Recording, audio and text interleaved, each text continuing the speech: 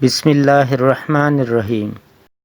अस्सलाम वालेकुम दोस्तों, मैं हूं वसीम। आप देख रहे हैं news store channel. Video start करने से पहले मेरी गुजारिश है कि आप मेरे चैनल को सब्सक्राइब करें और बेल आइकन पर क्लिक लाजमी कर दें। दोस्तों, कराची में मस्कन चौरंगी के करीब मीज़ान बैंक में बम धमाके की CCTV फुटेज मुलाहजा करें और धमाके की शिद्दत का अंदाज़ा लगाएं। अल्लाह ताला ज़ख्मियों को जल्द सेहतयाबी अता फ़रमाए और जो जाँ भागू हैं उनको जन्नतुल फिरदौस में आला मुकाम अता फरमाए। आमीन। फ्लैट के अंदर हुआ है, बिल्डिंग के अंदर हुआ। बिल्डिंग के अंदर हुआ, बिल्डिंग के अंदर। अल्लाह माफ करे। ये सब लोगों ने किया, गलत करे मुझे।